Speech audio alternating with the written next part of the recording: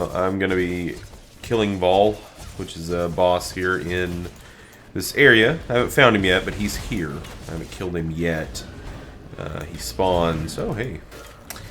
He always spawns in this zone. He's kind of like the zone boss mob, you should say. So, doing this broadcast slash video because a friend of mine wants to see me kill him on this character, which is a Chaos Incinerator. It's a 100% Chaos conversion, which is kind of a, I guess you'd say it's kind of a flavor at this point in Path of Exile. Everybody's kind of getting into the whole Chaos conversion thing using Consuming Dark and Infernal Mantle. So I can pat myself on the back a little bit because I was running it last league before it was really a thing, and you could kind of see the writing on the wall because it was neat, and the fact that it is reflect proof is pretty huge. Running this build, you have such a wide variety of free mods, which a free mod is what we call a map that has mods on it that just don't really affect your build. They don't add any challenge for your build, but you still get the rarity and the quantity from that map, that in-game zone. So you're always on the lookout for a build that can benefit, and this one has a lot of them, that just don't affect it. Any kind of reflect doesn't really affect it. Okay, so this is the Voll's area. You can always tell because it's the layout's always the same. So what we're going to do is we're just going to kind of try to, we're going to keep our flame totem down. I'm going to keep my granite flask up as well as my Ziri's Promise, which gives me some additional leech here. And we're going to make sure to get the kill with the flame totem because I have Culling Strike and item rarity on it, which what that does is that just improves the chance that we can get some decent drops out of Voll, which you can see we had a few things drop, but potentially nothing that great, just a bunch of yellows. But still, we can sell the yellows to get some currency out of. So, and as you can see, it's pretty easy. Not really that hard. Main thing is you just gotta zigzag. Whenever you see him, two things you have to worry about. Whenever you see the glowing light around him, that means he's about to charge, and you can tell which way he's going to charge because you can see which way he's facing. And then the other thing you have to watch out for is when he raises his big ass, scepter up in the air. That means he's going to smash down in the direction he's facing. So you want to get away from that. Everything else doesn't really matter. I mean, he does hit pretty hard in melee, but not a huge deal with this build. We can leech back enough energy shield to overcome that pretty easily. So, as I thought, most of this is just shite. In fact, all of it looks like shite to me, but it's only a level 67 zone, so I'm watching you. There's probably not going to be a whole lot that's going to come out of there. I mean, there are some, you could get some decent uniques and stuff out of there, and the currency's always good, but anyways, I do apologize for my tone if it's a little bit off. I decided that I was going to take this week off from content production because of the AGDQ. Plus 15 to all attributes, 82 life, some accuracy. It's not too bad. It's not too bad. Wish the spell damage was a little higher on that, and the implicit was a little higher, but it's not too bad. Yeah, I was going to take this off because of the AGDQ gaming marathon, but yeah, decided to throw up something, just something a little short here tonight because Buddy Mom was asking me to let him see what's going on. So let me see if he's sated. If he's sated, I've sated his hunger. So, because I am sick. I'm sick at the same time. It's a good thing I took off because I've got a pretty wicked head cold, and due to what medications that I take, I have to be careful about what I can take. You don't think about that, I mean, little disclosure here, but I'm on blood pressure medication, and Sorry about that. You don't really think about things like this until after you're on those kinds of medications. But once you go on, you know, a medication like blood pressure medication or things like that, it's pretty rough, you know. Negative. Like, you have to be careful about what you mix with it, you know. So I think I just left a bunch of loot on the ground, actually. Even though it's probably crap, I still want to pick it all up because I need the currency. I really, really need to improve my chest armor here by joining up all the links. So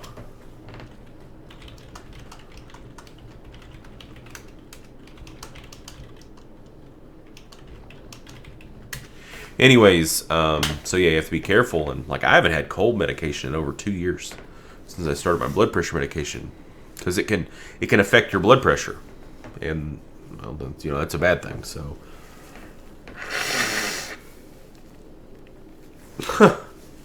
okay, well, I'll do it again. I'll do it again.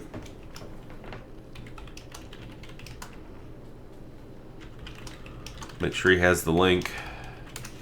But anyways, my wife, she's a saint. She's an angel, and she did some research for me on you know, what are some potential medications that you can take.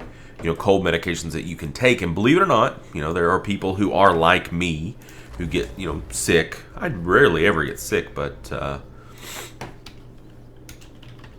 rarely ever get sick. But when I do get sick, you know, I want some relief.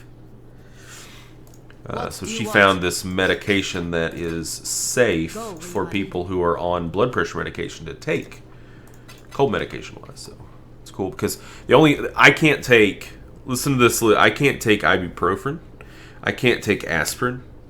So, like, the only pain reliever that I can take is acetaminophen, Tylenol. That's it. And it doesn't really do much for, like, real sickness, you know? So, yeah, it's kind of weird. Like, used to, you know, I'd start to feel a little ill, and I would just go and, you know, I'd just load up on the Alka-Seltzer Plus daytime and nighttime, and it's all good, you know, but I can't take that stuff anymore. Which is a shame, because it works for me really well. Like, it really clears up a lot of my symptoms, but you got to be careful about your ticker, man. Your ticker. Without your ticker, you're nothing. You're dead. You're dead, son.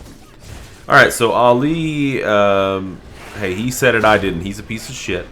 And he did not watch the other one, so we're going to go ahead and go through here again. And as you can see, I'm just burning right along. Now, this is another area boss right here, Nightwayne. He's really friggin' annoying because he can make mirror images of himself, and also he hits pretty damn hard.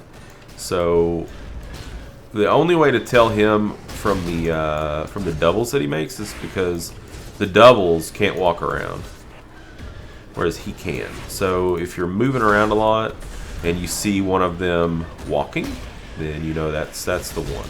So, he used to be a lot worse than he is now. He used to be just, oh my god, just like you'd want to shoot yourself or something. You're like, oh no, it's Nightwayne. I just run away, really. If I didn't have a build that could chew through it pretty fast, I would just be done. Right.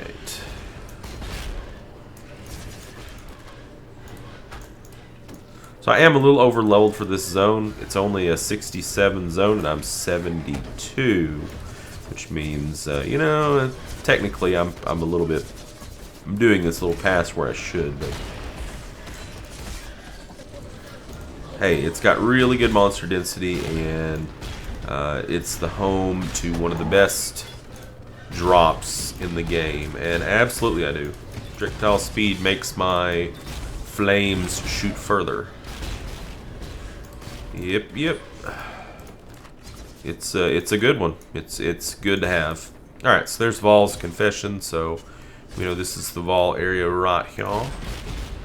So I always like to come in and get rid of these existing archers. And there he wandered out. What a silly goose. Anyway, so you can see that little halo there of light around him. That meant that he was going to charge. There's the slam. Pretty easy to avoid. You can see I'm like getting out really fast. And that's because I have a skill called Whirling Blades, which lets me move extremely quickly out and about. So it makes it really easy. But you know, a GCP is pretty nice. Any Path of Exile character that you make needs to have some kind of a movement skill, something that the character can use to retreat or engage quickly. Torah. Alright. And just so happens that my movement skill of choice is Whirling Blades. I really think it's the bee's knees. Have to be careful here with this Dead Hand Talisman because there's going to be a lot of corpse explosions going on. But anyways, we're probably going to grind Dried Lake here until, you know, I don't know, 78-ish. And because that's where you start getting experience penalty, I believe, for this area. It might actually be a little earlier than that. I've known people that have ran it. I've known people that have ran it up, not known them, but read about people who have ran it to like 82.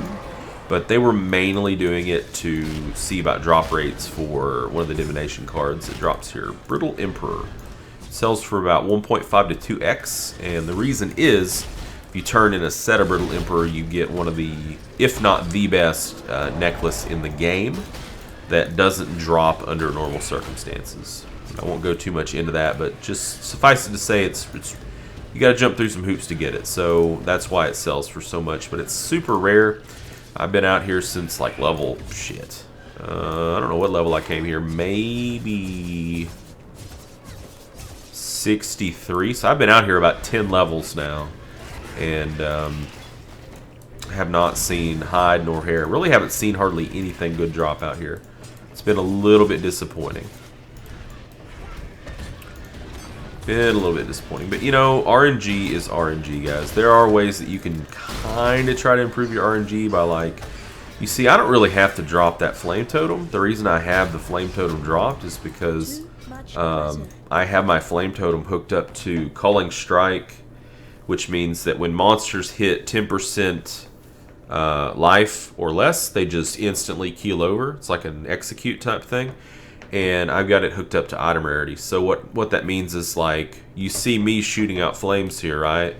But like, these flames aren't going to do 10% damage in one hit. So the idea is the flame totem actually gets the kill, and because it's hooked into the item rarity, it means that all the items that drop off of those enemies that this flame totem kills have an increase to the rarity roll of them. So that's kind of a way that I'm trying to get around RNG, but it doesn't always work.